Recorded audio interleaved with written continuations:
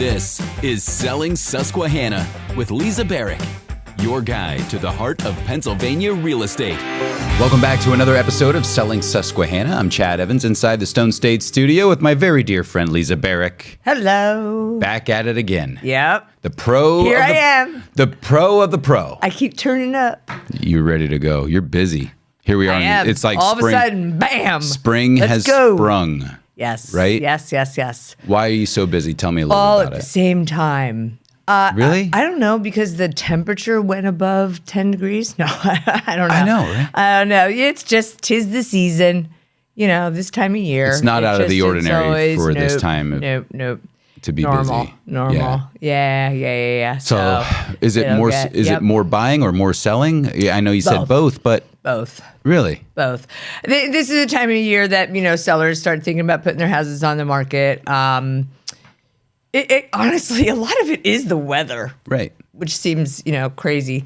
If people have the leeway to kind of wait on when they put their house on the market, they tend to wait until the weather's a little better, people are out. Nobody feels like being out when it's 5 degrees and the wind chill brings it down to negative whatever. And especially in central Pennsylvania. Nobody, including me, wants to be wants to be out, So yeah. Yeah, we just had increase in temperature to, I think it almost hit like 73. Oh yeah. And it's been beautiful this past couple of days. I'm like, there was a little pep in people's steps. Oh, for sure. And that people correlates, are like in a good mood. Yeah. I'm like, and that correlates to real estate too. Yeah, they're like, great. We're buying a home. Yeah, for sure. Very cool. I will tell you one thing though. Go ahead. I'm going to do a public service announcement for all real estate, on behalf of all real estate professionals. Please, go ahead. The number of calls and texts that I am receiving, and thus others have to be receiving, at inappropriate hours is over the top. I've getting calls at, mostly texts, but calls too. 10:15 at night, 12:30 in the morning, 3-something in the morning. Can I see this property tomorrow? Can I see this apartment tomorrow? When is this available? What do you think of that? It's insane. I'm a mom. My kids live out of the area. One lives out of state. My radar's going off every time that phone goes off, and you're waking me up all night long. So I'm talking to you. What camera am I looking at? Don't call or contact real estate professionals at inappropriate hours. We are professionals. We work professional. Now, we do work longer hours than a lot of people, but we have lives. We need to sleep. I'm back up at 5 o'clock in the morning. I need to sleep. So that's just my little public service announcement on behalf of all real estate professionals. I mean, when if I'm negotiating a sale or something like that, it's, that's my choice, and we'll go late at night, but come on, people. That's just my little public service announcement. Well, how do you deal with it? Do you get back to them? Do you say... Not at that hour. I mean, some of them I want to get back to, and believe me, it won't be kind. My friend Carol always says, restraint of pen and tongue. I keep those. I just ignore it. But it keeps me up. I mean, it raises my anxiety, and I appreciate that probably whoever's contacting me is having some kind of anxiety over living situations or, whatever, or maybe we're in the middle of a transaction and some thought pops into their head. Write it down. Put a note in your phone and contact me the next day. Don't contact me then. So I actually don't mind if people send like emails, because emails, I don't know, they're not, but like a text, like to me, I'm like, that could be my daughter in Charlotte trying to get a hold of me, or, whatever. So anyway. Well, that's my little I'm complaint not calling for the or day. texting No, you. you are not. Ever. No, you're not. Because maybe you're taking a nap. Maybe I don't you're take out naps. to eat. I do not take naps, but I do sometimes go out to eat. Maybe you're enjoying yourself. God forbid. So even if I email you from now on, I'm like, you don't have to respond right now. I just want to say hi. Now, wait a minute. I do that to you. I know you especially. do. I'm Yeah, like, you you don't need to Yeah. be, But I do. ignore this until the morning or But you're my ignore this friend. till Monday. You're my friend. I don't do that to Well, even friends have, limits when it's, work and friends. You're like, let's a little bit of a boundary. Boundaries. Yes. Do you understand? If you want to get a hold of Lisa, fine. But pay attention to what time of the day it is. For crying exactly out loud. right. Exactly right. So, Okay, I'm done ranting now. but I appreciate you did. I feel so much doing better. That. That's the kind of morning you're having right now. Yes. And that it's healthy. It's a Yeah, healthy yeah, thing. yeah. So this is Selling Susquehanna. If you're watching on YouTube, please like and subscribe. We do appreciate that. Lisa's been at it for a while now, giving tips and tricks and those helpful hints about the real estate, mainly here in the Susquehanna River Valley, Central PA, and beyond. And we encourage you to submit your questions via Facebook, Instagram, or even leaving a comment here on YouTube. We have a couple questions submitted. Okay. All really good ones. Again, all anonymous, by the way, so we don't say who it is. Gotcha. And you can tell it's busy season now with some of these questions. Yeah, So the first question that came in, by the way, I have to get bifocals. Did I tell you this? You did not tell me that. Yeah, this happened. What Krebs, like 3 weeks ago? Oh, yep, you got it. And my eye doctor's like, Chad, here's the deal. You have readers, right? I said, I got readers. He's like, okay. He goes, we can up your prescription a little bit with the readers. Yeah. Or, I said, what's the or? Yeah. He goes, there's a multi-lens. I said, you mean bifocals? He goes, look. We're going to call it multi-lens. And my eye doctor is a buddy of mine for a zillion years, and he's 50. And he's like, look, you're 45. It's going to happen regardless. Yeah. So he gave me the prescription for bifocals. I have yet to get them. Yeah. I just don't have it in me yet. Careful walking up and down the stairs. I know. It's a whole Yeah. thing. But somebody needs to tell our mutual friend Scott to get glasses. He and I have a thing with that. I won't say his last name, but we all know who Scott is. We have to tell our friend Scott a lot of He things. can't see a thing. No, he can't. Oh my gosh. I'm going to put my glasses on. It's a running joke. He put a little pair of eyeglasses on my birthday card. Well, Scott, if you're watching this, get yourself some glasses. Get your glasses. He can't see it, but he can hear us. He's listening to the podcast. Here we go. First question, anonymously delivered, is what do you say to buyers who look at a property, they do it multiple times? They stop, look at a property Yeah. multiple times. Yeah. They hesitate on making an offer, and then they get upset when the property goes under contract. They're like, wait a second. We were in the running, but they weren't. You They- snooze, you lose. I think it's like- first of all, how many times do you have to look at a property? What else are you looking at? How many other people in your family do you have to bring in or whatever? I believe you call that poop or get off the pot. Yeah, exactly right. Exactly right. Right? I mean, that's So what do the you say? thing. I mean, that's the thing. It's like, I don't know, looking at a shirt that's, that you really like in the window, and you keep waiting for it to go on sale, and then you finally go in and they're all gone. Well, you waited. Everybody else wanted it too. They took it, Right. Yeah. I'm not telling anybody to rush through that process. Absolutely not. And many buyers will want to look at a property twice, and take a little Sure. bit more time. Take it all in. And bring in their trusted expert, often a family member or a personal friend who has some expertise, whatever. Absolutely. I encourage something like that. But when you know that, the market is as it is, inventory is as it is, which is still low, you know that you need to be ready to make some decisions. And if you like something, if your gut tells you, like, I would really like, especially for residential, if I really enjoy living here. I like everything about this house. Make an offer. Don't wait. I mean, I've had people that'll do that multiple times and they're so frustrated. And I'm like, what do you, I don't know what to tell you. What are you can't afraid of? What's the, then I, then I have to, sorry, I have the cold that will not go away. So I'm kind of, it's really gross. Excuse me. I'm going to put a mask on pretty soon. Yeah.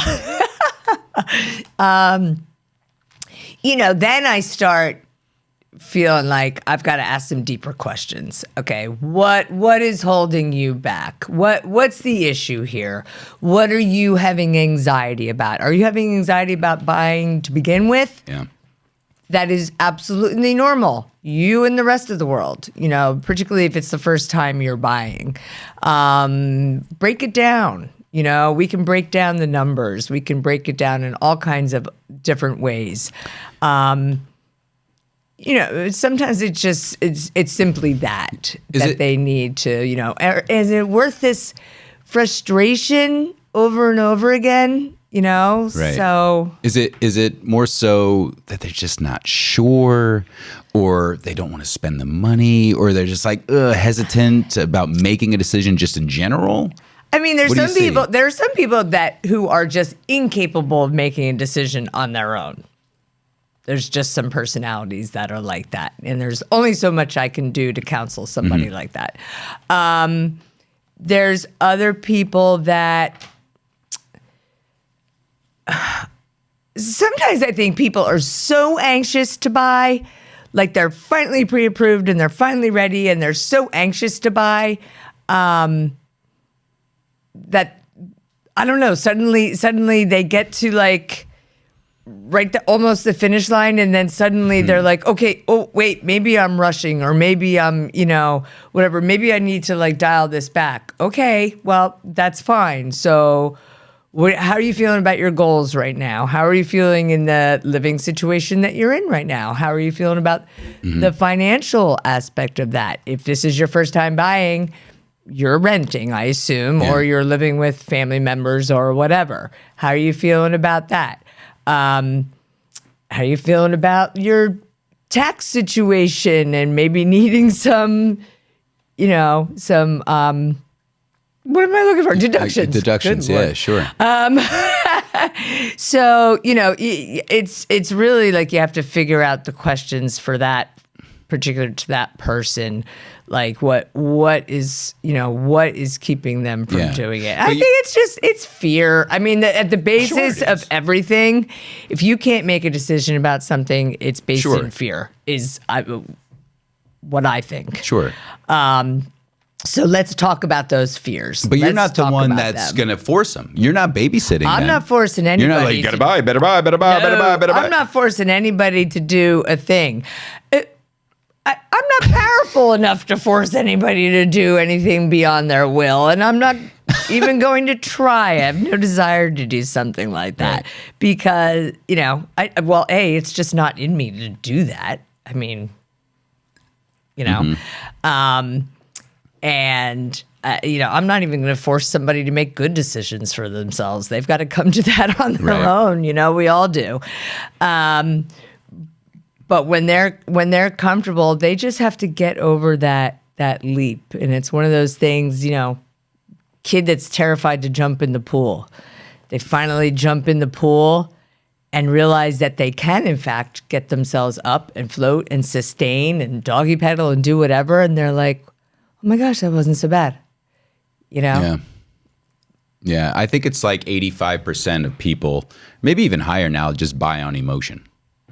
Oh yeah, Just buy on emotion. And there's some people on the other side of the so anxious to buy that sometimes they're too impetuous, and those people I have to kind of rein in and be like, okay, is this really this? You told me what you need and what you want, and this is not meeting the majority of those criteria. I know you're really excited that you can buy a house, but are you sure this is it? Yeah. Is this think let's dial it back and think about this a little bit. And I always tell them, I'm not trying to make a decision for you. If you really love this place, let's go ahead. Let's make an offer. Right. But it kind of contradicts everything you've told me. So let's make sure it's working for you. Yeah. And, sometimes it is. It's just the excitement of Sure. being able to do it, you know? So Yeah. there's a, and this gets into science and physiology and psychology, and I am not going to, pretend to be an expert on any of those. But there's an endorphin rush. Oh yeah. When you're especially when you're first launching into this process, there's a physical, literally a physical high that you get from it, and it's exciting and it's stimulating and it's Dopamine. Yeah, exactly. All that exactly stuff. Right. And that's great. But that will crash in a very short period of time. So let's make sure you're making decisions that are sustainable. Sure, it's like that honeymoon stage, right? Exactly. It's the exact same thing. Exactly, it's the exact right, same. But right. the gist of it is, if you're looking at a property multiple times and you're hesitating making an offer, it's a very competitive market, and if you snooze, you lose. Right, and that's the reality of it. That's it. That's just the reality of it. So you got to be a little bit more decisive. Right. Be ready and take the leap, make a decision. I am not going to guide you to do anything that would be detrimental to you, to your life, to your family, to your finances. Right. We're going to make it the best situation that we possibly can for you. And if it doesn't work out, at least you can say you tried. Right. If you don't even try, you're like, oh. Yeah. But it's funny too. So, it's worth saying that you're with Remax Bridges out there in Lewisburg. I do want to say that. But, talking to Ann Hilliard. Yeah. I said, "Oh, I want that cabin." And she goes, "What are you talking about?" And she looks at the cabin. She goes, "No, you don't." Yeah. I said, "What?" And that's exactly the face that Ann makes She too. goes, "No. Yeah. You don't want Nope. that cabin." Nope. I said, "Why not?" She goes, "What are you going to do? Go to the cabin on the weekends? You have 3 kids. It ain't going to happen." Yeah. said- And you run several businesses, and you and your wife works several jobs, and your wife, So not only you got a busy life. Yeah. You're both there to help people along to buy or sell, but you also can talk sense into people too, which I really admire. And you don't find that everywhere. Yeah. You really don't, yeah. especially in real estate. Yeah. You're like, you don't want that. I'm not going to endorse somebody's. Right. I shouldn't say stupid. Well, you can say that. But sometimes people make stupid decisions. They're like, I'm not going to endorse that. And I'm not going to, Right. I mean, at the end of the day, again, I can't tell anybody what to do. Well, see, that brings up to the next question. You're not going to tell anybody what to do. And this is an interesting question. Again, all anonymously, and we encourage people to submit your questions to Lisa so she can answer them on Selling Susquehanna, this podcast. Question number 2 is, have you ever walked away from a listing? Oh, yes. Have you ever nope? Yep. Without disclosing anything, can you talk about that scenario a little bit? Yeah.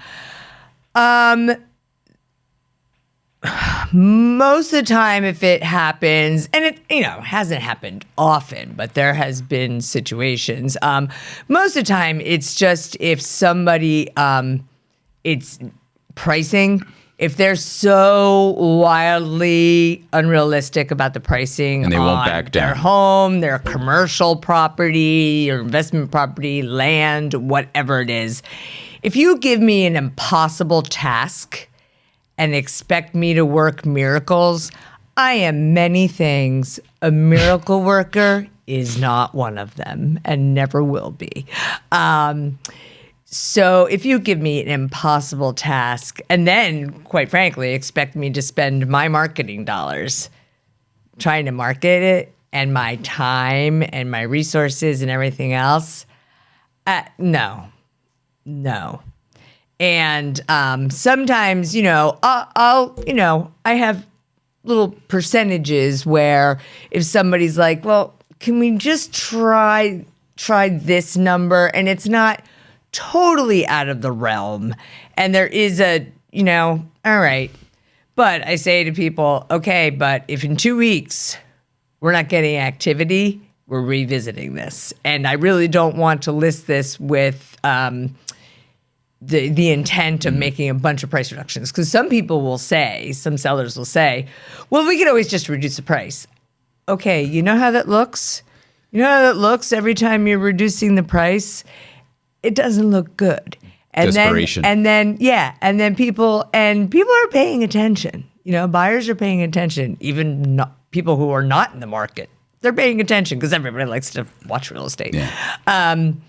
Why does the price keep coming down? What's wrong with that property? It must be haunted. Oh, they really overpriced. Yeah, it must be haunted. Some people like that. But that must have been really overpriced. Oh, well, let's just watch and see how far down it comes. There's all kinds of different perceptions, all different kind of philosophies, and it's kind of hard to figure out the metrics to what's going to entice everybody. You don't always know that. That's marketing. Yeah. It's kind of an unknown in a lot of situations. But if it's totally I just feel like you are tying my hands. Like there's only so much I can do. If I don't have the tools to work with from the beginning, I will tell you about one situation. This is the worst situation I ever encountered in my getting on to 33 years. I was going to list a property. This is several years ago. Going to list a property. I had sold it to this gentleman and his business partner at the time. And they had bought it as an investment and fixed it up and all that kind of stuff. And since then, this gentleman ended up living in it. He subsequently got married, blah, blah, blah. So I met with him and I met with his mom because I knew his mom. I had a relationship with her and I had sold a property of hers.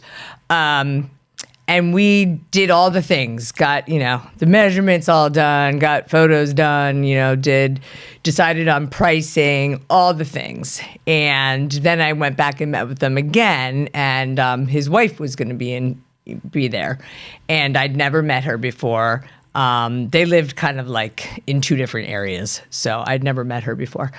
So I have the listing contract. I just need her to sign the listing contract. I got the lockbox. I got the sign. It's going on the market that day.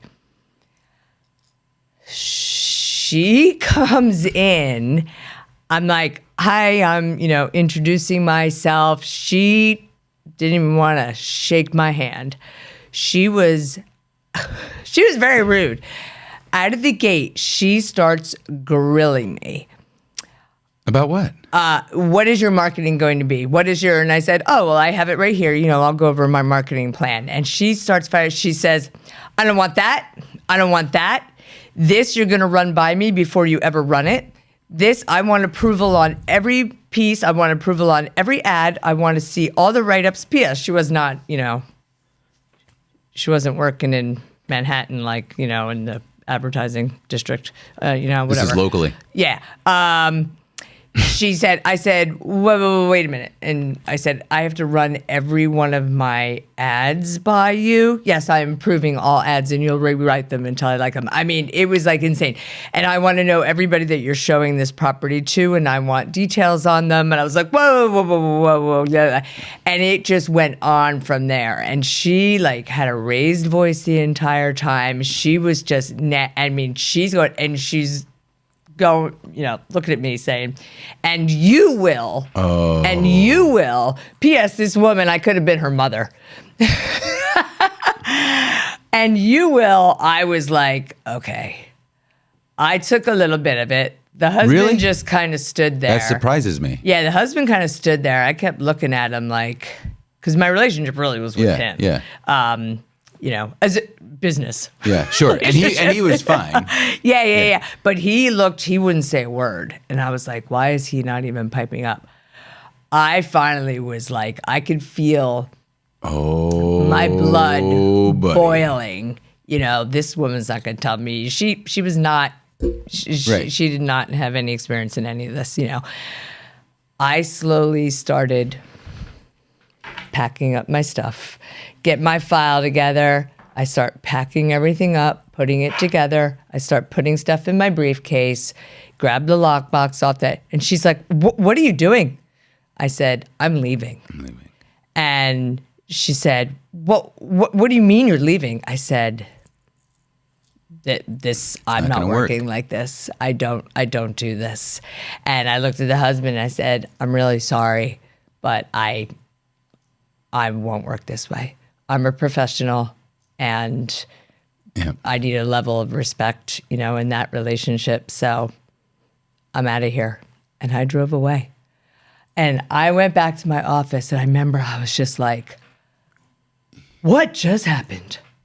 What did I just experience? It was crazy.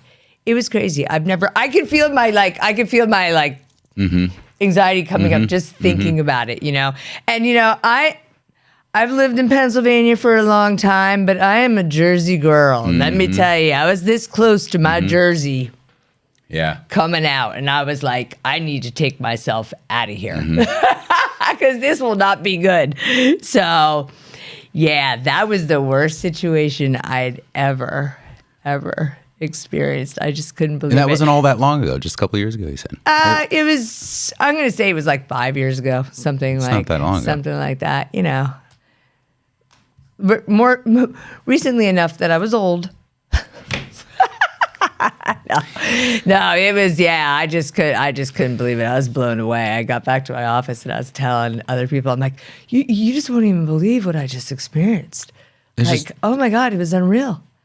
Unreal. Faced the devil. Yeah. There's just terrible people out there sometimes. They did end up listing it with somebody, and that agent, who has even more years than I do, and I remember thinking to myself, oh, I bet you she didn't talk to her that way, but, I know, whatever. That's fine. I don't need to do it. I never showed it. I was like, I do not want to step foot in that house. Oh, my God.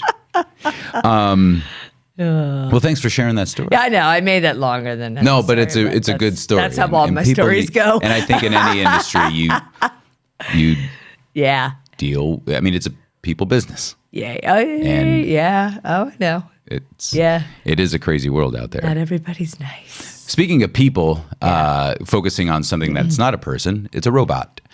AI. Oh, I'm like, what? We're talking robots, AI. The final question that was submitted was, do you think AI is going to take over the industry? Or are there things that are helping you by using AI to help a buyer buy or a seller sell? There are times I wish AI would take over. All those calls coming in the middle of the night. Yeah. AI can take all of those. It's true. No. Actually, it was funny. I saw a funny, I'm not really one to check out a bunch or dive too deep into social media, which I shouldn't be saying since I'm like, watch my show. But anyway, I do go on. I'm not, I'm human. But I saw a reel a few days ago that was a realtor in another area. And the tag was something to the effect of please AI, take my job. And she was at a home preparing to do an open house, and she's out in the front yard cleaning up like the seller had not prepared this house at all for her. So she's out cleaning up the front yard. There's toys and junk and trash all over the place. She's inside washing dishes. She's inside washing, making beds and stuff like that. And I was laughing because I was like, oh yeah, we've all been there. We've all been there. So she's like, hey, if AI wants to do this, that's fine by me, and I get it. But, that AI is a tool. It is a tool. It is a resource. It can help you do some things maybe a little bit better, maybe a little bit easier, streamline some things. Sure. Now, I'll also tell you, I got reprimanded by my daughter last week because I put something quickly into Chat GPT because I needed another word. I just need another different word for this, whatever. And I sent it to her and I said, hey, I put this into Chat GPT and whatever. And this, this came out, I like this better. And she goes, well, you just contributed to destroying our environment and depleting our water supply and blah, blah, blah, all this stuff. I was like, oh, I was like, I wasn't aware of all that, I just wanted to type it into the computer. You just destroyed Earth. Everybody does it. You know, I know. Just because you needed a fancy description on your house, right. you blew up the world. I know. How dare I was like, oh my gosh. I was like, well, I don't think my car that's parked outside is doing a whole heck of a lot for the environment either. Right. P.S. But anyway, I was like, okay, well, wasn't aware of that, but I mean, it's more and more out there. It's kind of like there's certain things like, I don't know, Gemini is constantly summarizing my emails for me, which I'm like, I'm going to read the email. I don't need that. But anyway, so anyway, besides the fact that I'm destroying the environment single-handedly, it is a tool. It's a resource, Yeah. you know. I don't think anybody should be using it to substitute for a human being. Right. You know, I don't think anybody should solely be using AI to write things. I think it needs to sound like your voice, and that's very important to me. But anyway, you know, to each their own. I don't think agents should be using AI to enhance their real estate photos to the point that they don't look anything like the actual house, because it's pretty frustrating for a buyer client to then go in that house and see it looks nothing like this, absolutely nothing like this. Why do that? It's like putting the wool over your eyes. Yeah, that's not right. It's one thing to use professional photographs that look crisp and clear and capture things better, but to digitally enhance something to the point that it's not what it is, you know, I can make myself look like I'm 20 years old, you know, and then when you meet me and see that I'm 56, you're going to be like, you're like, hey, don't be calling me at 3 o'clock anymore. Exactly right. Like, are exactly you Lisa? right. Yeah, exactly right. You know, oh, you must be Lisa's mother. Nope. Nope, I'm her. So anyway, So you know, it's a the tool. other thing is that we talk about this all the time. Real estate is a relationship business. There's no substitute for human connection. And I certainly don't want a bot to be counseling me. Can they enhance it to the point that it can probably do those things? I suppose. I'm not interested in living in that world. Yeah. Personally, you know, I value human relationships. I just do. Yeah. You know, I think of it like if I've got something going on with, you know, my shoulder. I've got shoulder pain all the time. It pops, it cracks, it hurts. It's, you know, doing whatever. Will I go into do a little Googling before I like call my primary care physician? Sure. What could this possibly be? Tendinitis, arthritis, you know, I did something to my rotator, whatever. The whole gamut. Yeah. So it's a resource to kind of get some background information, be like, okay, these are things it could potentially be. These are you know, I should be calling ortho maybe to get a consult with them or whatever. It gives me a little basis. Am I going to depend on that to like actually diagnose me and then what, treat me? No, I want to go talk to a medical professional with education and experience who will sit and look me in the eye and talk to me about my situation and actually look at, you know, whatever. Am I comparing real estate to a medical professional? Absolutely not. So Keep your comments don't send to me yourself. nasty comments. I obviously not.